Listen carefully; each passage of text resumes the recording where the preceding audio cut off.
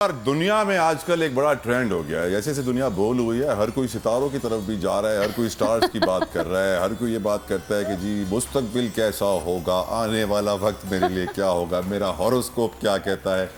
Sadly मेरा इतना belief नहीं है हॉरोस्कोप पे, स्टार्स में, लेकिन वर्दा का है और वर्दा के बाद एक बड़े स्टार टेलर भी तो कोई है उनके साथ। एग्जैक्टली मेरे पास न्यूमरोलॉजिस्ट हैं, एस्ट्रोलॉजिस्ट हैं, बहुत ही फेमस पर्सनालिटी हैं, बहुत लोग जानते हैं, बहुत मानते हैं उनको। और कहा जाता है कि अक्सर उनकी कही हुई या की हुई पेश गोई गलत साबित नहीं होती। वैसे करने वाले ज़ात अल्लाह ताला की है बेशक, लेकिन एटलीस्ट गाइडेंस के लिए हम उनसे मदद ले सकते हैं। फिलहाल हम अपने पर्सनल हॉरोस्कोप नहीं पूछते। आजकल जो सबको जुस्तजू लगी हुई है कि सियासत में क्या होने वाला है, आगे सियासी सरगर्मियां क्या होने वाली हैं। नहीं, पर्सनली पूछें कि आपको नई गाड़ी कब मिलेगी, आपकी लॉटरी कब खुलेगी, आपका बड़ा वाला बंगला कब आएगा, ये भी पूछना चाहिए आपको।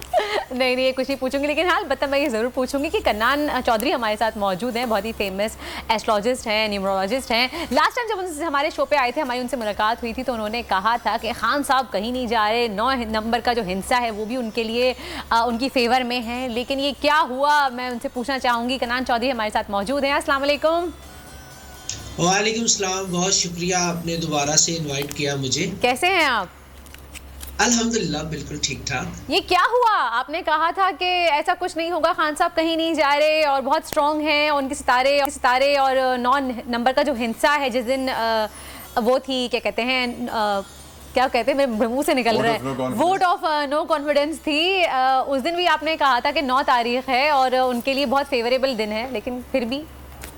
हाँ देखिए, मैं वर्दा आपको बताता हूँ कि मैंने उस दिन भी आपको ये बात कही थी कि मेरी प्रेडिक्शन ये है कि खान साहब अपने 5 साल पूरे करेंगे और अपोजिशन उनको कभी हटा नहीं सकेगी अनटिल अनलेस के वो असम्बलियाँ खुद डिसॉल्व कर दें। एक चीज़ और ये हमने देखा कि खान साहब ने असम्बलियाँ खुद डिसॉल्व की हैं इस टाइम पीरियड में, अगर हम देखते हैं तो।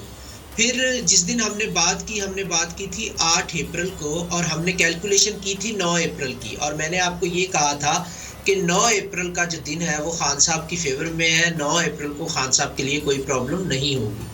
तो हम 8 अप्रैल को बात कर रहे थे 9 अप्रैल के अदाद-ओ-शुमार की। तो अगर हम देखें तो 9 अप्रैल के जब रात के 12:02 हुए थे, तो उसके बाद कार्रवाई शुरू हुई, जो भी शुरू हुई।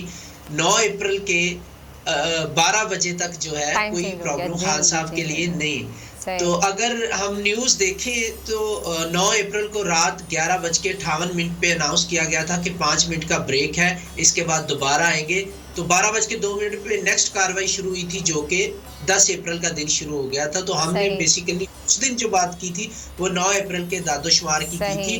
और जो मेरी ओवरऑल प्रेडिक्शन थी वो ये थी कि खान साहब को कोई हटा नहीं सकेगा अनटिल अनलेस के वो असम्बलियाँ खुद डिसॉल्व कर दें। तो अभी क्या सूरत हाल देखते हैं आप?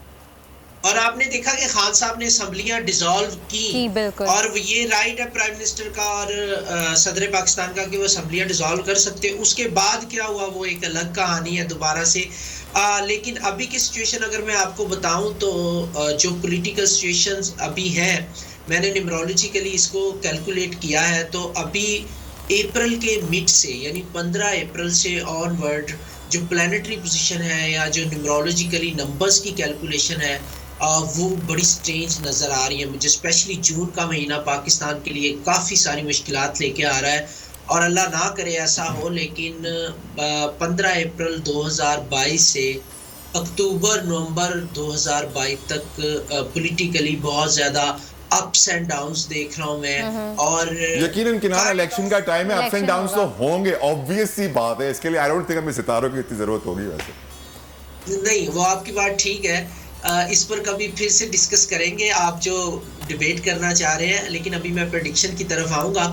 तो प्रेडिक्शन इसमें ये बन रही है कि अप्स एंड डाउन्स तो है, वो तो सबको नज़र आ रही हैं, लेकिन मुझे जो न्यूमरोलॉजिकली देख के ऐसा लग रहा है कि अल्लाह ना करे एमरजेंसी टाइप सिचुएशन बनती हुई नज़र आ रही है मुझे। काइंड ऑफ एमरजेंसी हम इसको कह सकते हैं। जो प्लानिटरी पोजीशन या जो न्यूमरोलॉजिकल कैलकुलेशन मैं देख रहा हूँ, तो मुझे ऐसा लगता है कि यहाँ पर काफ़ी अप्स एंड डाउन्स हैं, और मैं न्यूमरोलॉजिकली कह सकता हूँ कि इमरजेंसी की तरफ सिचुएशन अच्छा जाती अच्छा हुई मुझे नजर अच्छा, आ मैं रही है। आपसे ये सवाल करना चाहूँगी, एक और सवाल करना है मुझे कनाना आपसे कि मई में सूरज ग्रहण आ रहा है, तो उस पे काफ़ी सारे लोग अपनी अपनी अलग अलग राय दे रहे हैं, पेशगोइयाँ दे रहे हैं, आप क्या कहेंगे इस बारे में?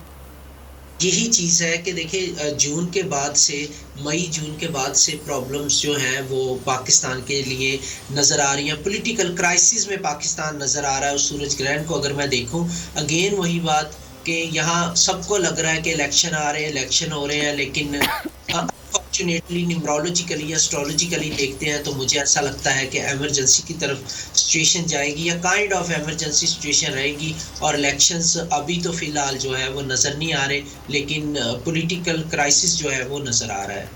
सही, यानी कि पॉलिटिकल क्राइसिस आपको बहुत ज़्यादा हाई नज़र आ रहे हैं और ये सिचुएशन भी हमें देखने को मिल रही है कि जिस तरह की सूरत हाल चल रही है पीटीआई की इस वक्त और आवाम जिस तरह उनको सपोर्ट कर रही है, देखना ये कि इलेक्शन कब होते हैं क्या नहीं। Thank you so much.